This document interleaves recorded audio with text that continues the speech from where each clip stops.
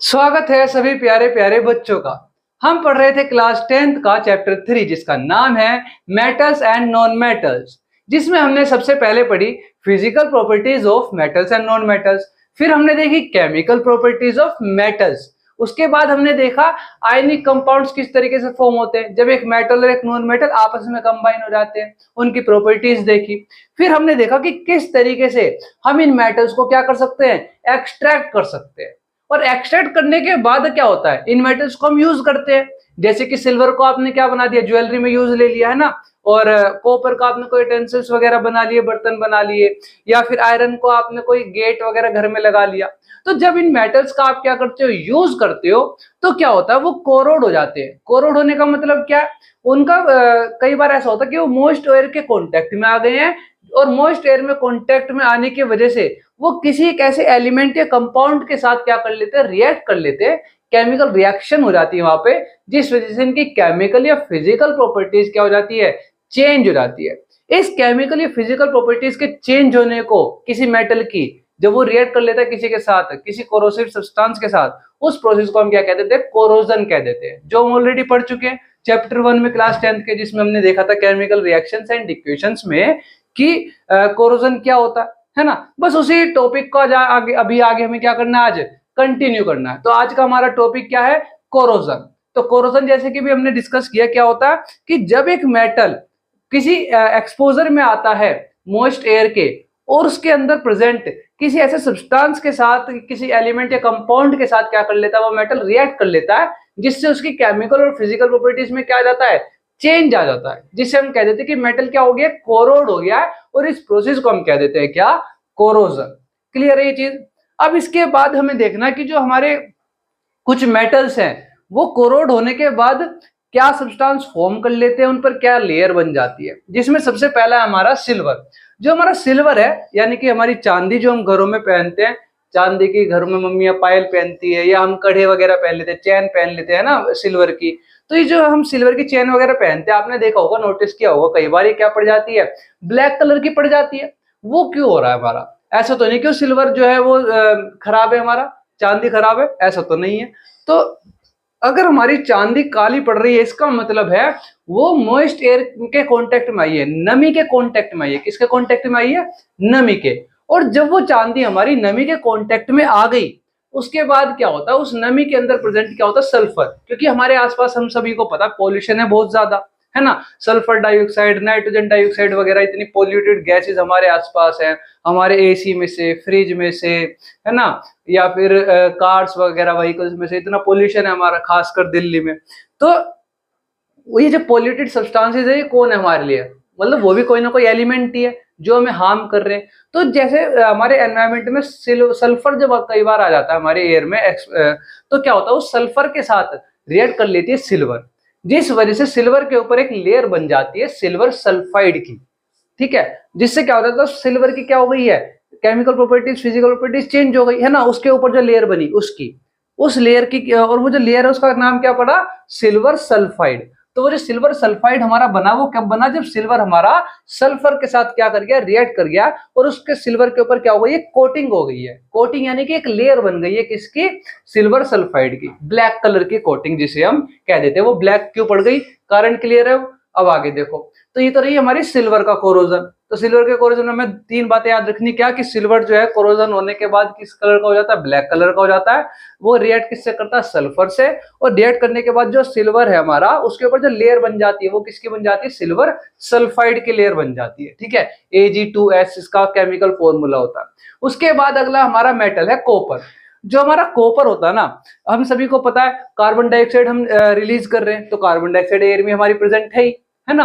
तो जो कॉपर होता है हमारा, वो जब नमी के कांटेक्ट में आता है मॉइस्ट एयर में, तो उस समय पर वहां पर जो CO2 प्रेजेंट होती है, उस मॉइस्ट CO2, सिर्फ CO2 नहीं, मॉइस्ट CO2, नमी वाली जो CO2 है, उसके साथ कॉपर क्या कर लेता है, रिएक्ट कर लेता है, और क्या बना लेता है, कॉपर कार्बोनेट बना लेता है, यानी कि CuCO3। कार्बोनेट क्या होता है, किसी के लास्ट में क्या लग जाना, CO3 लग जाना, वो उसका क्या कहलाता है, कार्बोनेट कहलाता है। जैसे हमने मेटल कार्बोनेट देखा है ना, मेटल कार्बोनेट्स की रिएक्शंस देखी।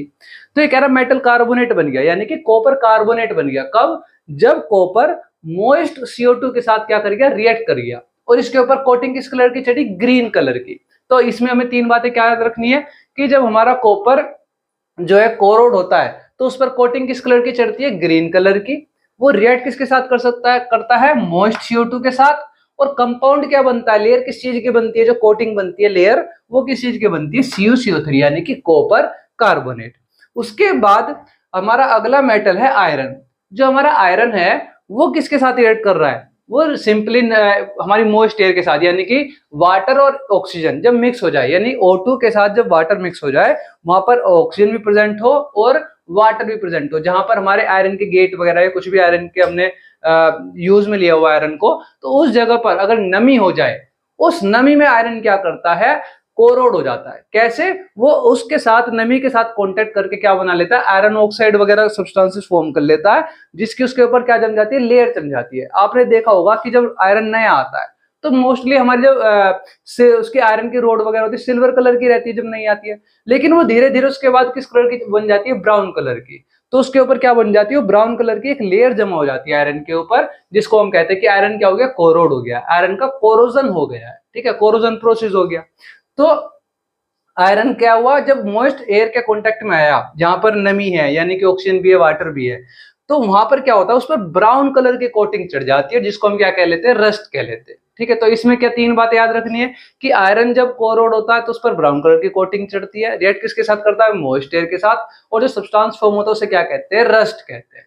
ठीक है, अब हमने ये देखा इस वीडियो में अभी तक कि मेटल्स जो है हमारे कोरोड किस तरीके से होते हैं, इस प्रोसेस को कोरोजन कहते हैं, है ना। और कौन सा मेटल किस कलर का कोटिंग बना रहा है, कोरोड होने के बाद किसके साथ रिएक्ट कर रहा है। अब हम इस वीडियो में आगे देखेंगे कि इन कोरोजन से हम मेटल्स को किस तरीके से बचा सकते हैं, यानी कि प्रिवेंट कर सकते हैं मेटल्स का कोरोजन होना।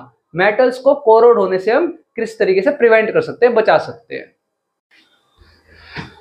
अभी हमने देखा कि जो हमारे मेटल्स हैं जब वो कांटेक्ट में आते हैं मॉइस्ट एयर के, तो वो किसी दूसरे एलिमेंट या कंपाउंड के साथ रिएक्ट करके अपनी केमिकल प्रॉपर्टीज को खो देते हैं, चेंज कर देते हैं, जिससे हम कह देते हैं कि वो मेटल्स क्या हो गए, कोरोड हो गए हैं। और इस प्रोसेस को हमने क्या नाम दिया, कोरोजन।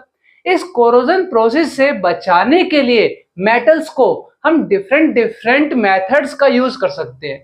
जैसे कि आपने घरों में देखा होगा कि आयरन का गेट है, उस पर क्या कर रहे हैं, पेंट कर रहे हैं। वो सिर्फ डेकोरेशन के लिए नहीं होता है, वो सिर्फ अट्रैक्टिंग बनाने के लिए नहीं होता है, वो आयरन के गेट को रस्टिंग से बचाने के लिए होता है। अभी देखा ना हमने, आयरन पे जब मॉइस्ट एयर से कांटेक्ट में आने के बाद क्या हो जाती है, रस्टिंग ब्राउन कलर की एक लेयर जम जाती है।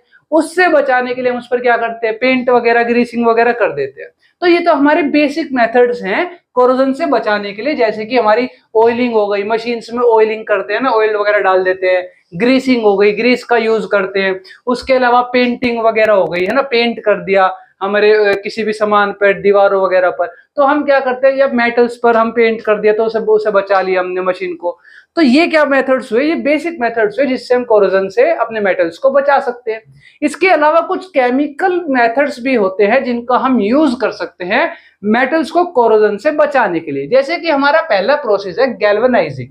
अभी हमने देखा था क्या होता है कि हमारी जो मेटल्स हैं उनकी लेयर चढ़ जाती है, जब उस मेटल्स का ऑक्सीडेशन हो जाता है तो उस मेटल के ऊपर मेटल ऑक्साइड की एक लेयर जम जाती है। तो ठीक उसी तरह, और वो मेटल ऑक्साइड की जो लेयर होती है वो अपने से नीचे वाली मेटल की लेयर को कांटेक्ट तोड़ देती है एयर के साथ, जिस वजह से नीचे वाला मेटल जो है वो ऑक्सीडाइज होने से बच जाता है, उसका ऑक्सीडेशन होने से बच जाता है। तो वो जो मेटल ऑक्साइड की एक लेयर बन गई है वो ऑक्सीडेशन होने से बचा भी रही है अगली लेयर को, है ना। खुद तो वो ऑक्सीडाइज हो गई लेकिन अगली लेयर को बचा रही है ऑक्सीडेशन होने से। तो हमने इससे इंस्पायर होके क्या करना शुरू किया, जो मेटल्स हमें प्रोटेक्ट करने हैं उनके ऊपर खुद से ही लेयर बनानी शुरू कर दी। जैसे कि जो हमारा गैल्वेनाइजिंग है, इसमें हम क्या करते हैं, हमारे जिंक मेटल की क्या करते हैं, दूसरे मेटल्स के ऊपर लेयर चढ़ा देते हैं। जैसे हमें स्टील या आयरन को प्रोटेक्ट करना है, कोरोजन से बचाना है, तब हम क्या करते हैं, उसके ऊपर जिंक आयरन के ऊपर या स्टील के ऊपर। स्टील क्या है, स्टील हमारा एक मिक्सचर ऑफ एलिमेंट्स है, वो भी हम देखेंगे आगे अलॉय टॉपिक में हमारे, है ना। लेकिन जैसे आयरन है वो तो एक प्योर एलिमेंट है हमारा, उसको अगर हमें बचाना है कोरोजन से, या स्टील को भी, तो हम क्या करते हैं, उसके ऊपर जिंक की लेयर चढ़ा देते हैं। जिंक हमारा एक एलिमेंट है, तो जिंक की लेयर जब हम आयरन या स्टील के ऊपर चढ़ा देते हैं, उसकी एक कोटिंग करवा देते हैं इन मेटल्स के ऊपर, तो क्या होता है वो बच जाता है, प्रोटेक्ट हो जाता है किससे, कोरोजन से। फिर इसके अलावा हमारा दूसरा जो हमारा मेथड है वो है क्रोम प्लेटिंग। जैसे कि आपने देखा होगा गाड़ियों में भी आपने देखा होगा कि अगर लड़के जो है या लड़कियां भी जिन्हें थोड़ा भी शौक होता है हमारा गाड़ियों वगैरह का, तो वो देखते हैं कि इनको गाड़ियों पर क्रोम प्लेटिंग करवा दे या बाइक पर करवा दे। इसका मतलब क्या है, वो एक क्रोमियम नाम का एलिमेंट होता है जिसकी हम एक लेयर चढ़ा देते हैं अपने डोर हैंडल्स पर, है ना, गाड़ी के डोर हैंडल होते हैं ना, उन पर लेयर चढ़ा दी, या फिर शीशे जो साइड मिरर्स होते हैं उन पर क्रोमियम की लेयर चढ़ा दी, तो उसी को क्या बोल देते हैं, हम कह देते हैं क्रोम प्लेटिंग। उसमें क्या होता है कि हमने जो भी हमारे मेटल्स थे उनके ऊपर हमने क्रोमियम की लेयर चढ़ा दी, तो जो नीचे वाले हमारे मेटल्स है जिन्हें हमें प्रोटेक्ट करना है वो उनका एयर से कांटेक्ट टूट जाएगा, तो क्या होगा, अब उनका कोरोजन होने से वो मेटल्स हमारे बच जाएंगे।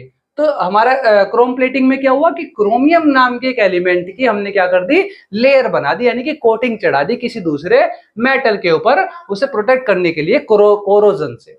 फिर इसके अलावा हमारा अगला मेथड है एनोडाइजिंग, जो हम ऑलरेडी इस चैप्टर में पढ़ भी चुके हैं कि क्या होता है एनोडाइजिंग। एनोडाइजिंग के अंदर जब हम एल्यूमिनियम की लेयर चढ़ा देते हैं किसी मेटल के ऊपर, तब वो हमारा मेटल क्या हो जाता है, सेव हो जाता है कोरोजन से। जनरली जो हमने रिएक्शन देखी थी मेटल विद ऑक्सीजन या एयर, है ना, उसमें हमने देखा था ना कि एनोडाइजिंग में क्या हो रहा था कि मेटल्स जो है अगर हम उनके ऊपर क्या चढ़ा दे, एल्यूमिनियम की लेयर चढ़ा दे, तो वो मेटल्स प्रोटेक्ट हो जाएंगे उससे, कोरोजन से, और उसी को हम क्या नाम दे देते हैं प्रोसेस को, एनोडाइजिंग। तो एनोडाइजिंग में किसकी लेयर चढ़ाई हमने, एल्यूमिनियम की, क्रोम प्लेटिंग में लेयर चढ़ाई क्रोमियम की, और गैल्वेनाइजेशन में लेयर चढ़ाई हमने जिंक की। लेयर मतलब एक कोटिंग बना दी उसके ऊपर, ठीक है। अब इसके अलावा जो हमारा लास्ट जो हमारा प्रोसेस है जिसको हम मोस्टली यूज करते हैं हमारे कोरोजन से बचाने के लिए मेटल्स को, उस प्रोसेस का नाम है हमारा एलोइंग। एलोइंग मतलब अलॉयज बना देना। अब ये अलॉयज क्या होते हैं, जैसे कि आपने सुना होगा अलॉय व्हील्स होते हैं हमारी गाड़ियों में, है ना, तो वो अलॉय व्हील का मतलब क्या है, उस अलॉय वर्ड का मतलब है mixture of metals two metals, या फिर mixture of metal with non metal. मतलब जब हम दो या दो से ज्यादा मेटल्स को आपस में मिक्स कर दें, तो या फिर एक मेटल के साथ कोई नॉन मेटल मिक्स कर दें, तो हमारा नया जो एक सब्सटेंस बनकर आता है उसको हम क्या कहते हैं, अलॉय कहते हैं। और ये अलॉय बनाते क्यों हम अलॉयज को, ये अलॉइंग करते क्यों हैं, क्योंकि जो हमारे अलॉयज होते हैं उनके अंदर होती है डिजायर्ड प्रॉपर्टीज जो हमें चाहिए। जैसे आयरन है, मजबूत है ना, हार्ड है। वैसे तो प्योर आयरन हमारा हार्ड नहीं होता, सॉफ्ट होता है, बहुत जल्दी से मेल्ट हो जाता है, लेकिन अगर उसमें हम कार्बन मिक्स कर दे तो वो क्या हो जाता है, हार्ड हो जाता है, स्ट्रोंग हो जाता है, और जो कि हमें नीड है ना स्ट्रोंगनेस की। हम क्या करते हैं, आयरन के पिलर्स खड़े करते हैं मजबूती के लिए घर में, तो उसमें उस आयरन में क्या होता है 0.05% कार्बन मिक्स होता है, जिससे वो आयरन हमारा क्या हो जाता है, स्ट्रोंग और हार्ड हो जाता है। तो ऐसी डिजायर्ड प्रॉपर्टीज जो हमें चाहिए, है ना, हमारी ऐसी डिजायर्ड प्रॉपर्टीज जो हमें चाहिए होती है, या फिर इंप्रूव्ड प्रॉपर्टीज, मतलब जो कमियां थी वो हमने दूर कर दी, उसमें और इंप्रूवमेंट ला दी। ऐसी डिजायर्ड या इंप्रूवमेंट प्रॉपर्टीज लेने के लिए, हासिल करने के लिए हम क्या करते हैं, मैं अलग अलग मेटल्स को आपस में मिक्स कर देते हैं, ताकि उनकी जो बेस्ट बेस्ट प्रॉपर्टीज हैं उन्हें मिलाकर के हम एक नया ही सब्सटेंस बना दे, जो कि क्या होगा, एक बेहतरीन प्रॉपर्टीज वाला, जो कि हमें प्रॉपर्टीज चाहिए चाहे जिस भी तरह की हो वो हमें मिल जाए। और उसी को हम क्या कह देते हैं, अलॉइंग कह देते हैं। या तो मेटल्स के साथ कोई दूसरे मेटल्स मिक्स कर दे, या फिर मेटल के साथ कोई नॉन मेटल मिक्स कर दे। जैसे भी हमने आयरन के साथ कार्बन मिक्स की 0.05%, तो वो हार्ड हो गया, है ना। या फिर गोल्ड होता है हमारा, आप सभी ने देखी होंगी गोल्ड की ज्वेलरीज हम घरों में पहनते हैं। जो ओरिजिनल गोल्ड होता है ना 24 कैरेट गोल्ड, वो प्योर होता है ना, लेकिन वो सॉफ्ट इतना होता है कि उसकी ज्वेलरी नहीं बन सकती।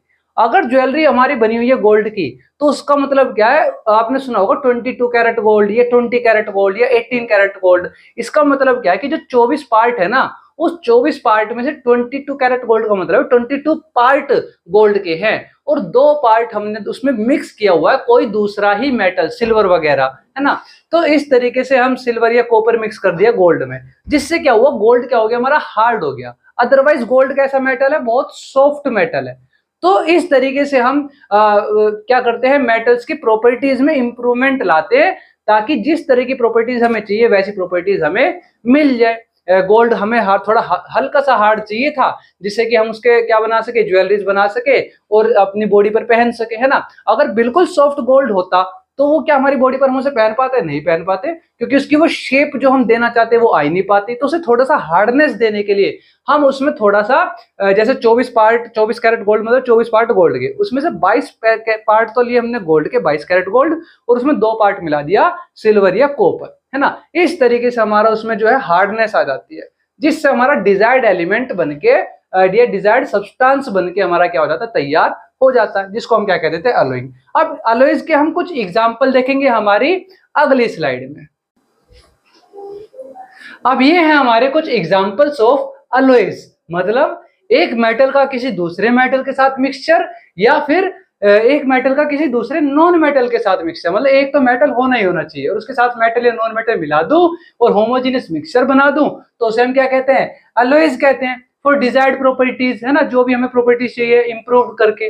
अब ये कुछ एग्जांपल्स है, जैसे कि हमारा कोई भी आयरन का मटेरियल, मतलब कोई भी जो हम हमारे आयरन के मटेरियल्स यूज करते हैं हमारे किसी भी काम में, वो जो होता है वो मिक्सचर होता है, आयरन के साथ हम मिला देते हैं क्या, कार्बन। क्योंकि जो प्योर कार्बन होता है वो सॉफ्ट होता है। असल में आप देखते होंगे कि आयरन के पिलर्स होते कितने हार्ड हैं, उस प्योर आयरन में 0.05% क्या मिल रहती है, कार्बन रहती है, तभी वो हार्ड बनता है। क्योंकि प्योर आयरन जो होता है सॉफ्ट होता है, और उसे थोड़ा भी अगर हम हॉट कर दें तो वो स्ट्रेच हो जाता है, स्ट्रेचेबल होता है हमारा आयरन रियल में, अगर प्योर आयरन हो तो। लेकिन अगर उसे हम क्या कर दे, उसमें 0.05% क्या मिला दे, कार्बन मिला दे, तब वो पूरी तरीके से हार्ड हो जाता है हमारा, जिसको हम यूज करते हैं फॉर स्ट्रेंथ, है ना। किसी भी आयरन को, जो आयरन के मटेरियल्स होते हैं वो स्ट्रेंथ के लिए यूज किए जाते हैं, और वो तब होते हैं जब उसमें हम क्या मिला दे, थोड़ा सा कार्बन मिला दे। इसके बाद हमारा अगला अलॉय है स्टील। आपने देखा होगा कि अलॉयज पर हमारे जो आयरन होते हैं उन पे रस्ट लग जाता है, आयरन सब्सटेंसेस पर। ये दूसरे जो हमारे कोई भी प्योर मेटल होते हैं उन पे किसी न किसी तरीके का जो है कोरोजन हो ही जाता है। लेकिन अगर हम 2-3 तरीके के मेटल मिक्स कर दें, जैसे कि आयरन के साथ में निकेल और क्रोमियम को अगर मिक्स कर दें, तो एक ऐसा सब्सटेंस बनके तैयार होता है हमारा, जिसे हम क्या कहते हैं, स्टील, जो कि हार्ड तो होता ही आयरन की तरह, साथ में वो रस्ट भी नहीं होता। उसके अंदर एक प्रॉपर्टी ऐड हो जाती है। देखो आयरन हम यूज कर रहे थे, है ना। अब आयरन की क्या प्रॉपर्टी हमें जो थी, जो हमें सही नहीं लग रही थी, क्या कि उस पर रस्ट जम रहा है। वैसे तो हमारा आयरन हार्ड है, हमें जहां स्ट्रेंथ चाहिए वो हम आयरन को यूज करेंगे, लेकिन उस पर रस्ट भी तो लग रहा है ना। तो हम एक ऐसा सब्सटेंस तैयार करते हैं अगर जो हार्ड भी हो, स्ट्रॉन्ग भी हो, और उस पर रस्ट भी ना लगे। तो वो जो तैयार किया गया वो तब किया गया जब आयरन में मिला दिया क्या, निकल और क्रोमियम, और बनके जो हमारा तैयार हुआ एक मिक्सचर, उसको कह दिया स्टील, जो कि हार्ड भी होता है और उस पर रस्ट भी नहीं लगता। फिर इसके अलावा जैसे कि अभी हमने लास्ट स्लाइड में मैंने बताया कि जो हमारी गोल्ड की ज्वेलरीज होती हैं वो 24 कैरेट की नहीं होती कभी भी। क्यों? क्योंकि 24 कैरेट का जो गोल्ड होता है, जो प्योर गोल्ड होता है, वो बहुत ज्यादा सॉफ्ट होता है और वो किसी एक फिक्स शेप में नहीं रह सकता, वो इजीली मेल्ट हो जाएगा हल्का सा भी उसको अगर कोई टेम्परेचर दे दे तो, ठीक है। तो उसको हम जो है ज्वेलरी की शेप्स में वो डिजाइन हम नहीं दे सकते, जिस वजह से उसमें क्या किया जाता है, गोल्ड के अंदर हम क्या मिक्स करते हैं, कॉपर या फिर सिल्वर मिक्स कर देते हैं। अब जैसे कि आपने सुना होगा कि 22 कैरेट की जो है ज्वेलरी है हमारी, तो उसका मतलब क्या हुआ कि जो हमारा गोल्ड है उसमें 22 पार्ट तो क्या है, हमारे गोल्ड के हैं, और 2 हिस्से किसके, कॉपर के या फिर सिल्वर के। तो हमारी गोल्ड की ज्वेलरीज में क्या मिक्स रहता है, गोल्ड के साथ या तो कॉपर या फिर सिल्वर, ठीक है। और जो हमारा 24 कैरेट गोल्ड है वो सॉफ्ट है, और जो हमारी ज्वेलरीज बनती है वो हमेशा 22 कैरेट गोल्ड की बनती हैं, जिसमें 22 पार्ट्स तो रहते हैं हमारे गोल्ड के, और उसमें अलॉय बना दिया जाता है, मतलब मिक्सचर बना दिया जाता है 2 पार्ट का, कॉपर या फिर सिल्वर। कई बार इससे भी कम कैरेट की ज्वेलरीज बना देते हैं लोग, 18 कैरेट की बना दी, 16 कैरेट की मिक्स, मतलब कह देते हैं ना कि ये इतना अच्छा सोना नहीं है, चीज ज्वेलरी नहीं है। उसका मतलब क्या हुआ कि वो 16 कैरेट में बना दी, 18 कैरेट में बना दी, कम कैरेट में बना दी। इसका मतलब उसमें गोल्ड की अमाउंट क्या हो गई है, कम हो गई है। अगर मैं कह रहा हूँ 18 कैरेट गोल्ड, मतलब गोल्ड के 18 ही पार्ट है बस, बाकी के 6 पार्ट किसके मिला दिए मैंने, कॉपर या सिल्वर के मिला दिए। फिर इसके बाद हमारा अगला जो अलॉय है वो है हमारा ब्रास। ब्रास में हम कॉपर के साथ मिला देते हैं जिंक, और इसी तरह ब्रॉन्ज में हम कॉपर के साथ मिला देते हैं टिन। तो ब्रास के आपने बर्तन वगैरह देखे होंगे, है ना। अच्छा, आपने देखा कि जो हमारी वायर्स वगैरह होती हैं वो कॉपर की रहती है, कॉपर या एल्यूमिनियम की। क्योंकि ये मेटल है और ये गुड कंडक्टर ऑफ इलेक्ट्रिसिटी है। लेकिन जो हमारा ब्रास है और जो हमारा ब्रोंज है वो गुड कंडक्टर ऑफ इलेक्ट्रिसिटी नहीं है। तो ये कह रहा है जो हमारे अलॉयज होते हैं ना वो कई बार कुछ अलग ही प्रॉपर्टीज लेकर फॉर्म होते हैं। मतलब जो इनके वो होंगे पार्ट्स होंगे जिससे हमारा अलॉय बना है, उनकी प्रॉपर्टीज कुछ और होंगी और अलॉय की प्रॉपर्टी कई बार कुछ और ही हो जाती है। जैसे कॉपर में तो इलेक्ट्रिसिटी कंडक्ट हो सकती है ना। वही ब्रास और ब्रोंज इतने अच्छे कंडक्टर नहीं है इलेक्ट्रिसिटी के। ब्रास के बर्तन वगैरह हो गए, ब्रोंज के भी हम चीजें बनाते हैं। फिर ये कह रहा है कि जैसे ब्रोंज मेडल हो गया, आपने सुना होगा कि gold medal, silver medal, bronze medal. तो वो जो ब्रोंज मेडल होता है वो असल में क्या होता है, कॉपर के साथ टिन मिला दिया जाता है जो थोड़ी सी येलोइश कलर का हमारा रहता है।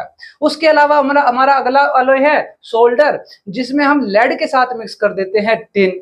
फिर इसके बाद हमारा लास्ट जो अलॉय है वो है अमलगम। अमलगम से रिलेटेड कई बार क्वेश्चंस एग्जाम्स में आते हैं कि अमलगम जो हमारा एक अलॉय है उसके अंदर मेन जो हमारा मेटल है वो कौन होता है, तो वो होता है हमारा मरकरी।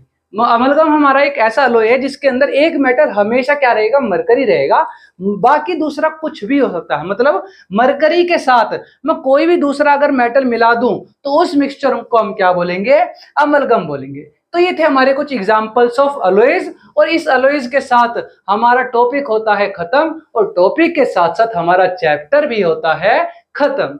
धन्यवाद।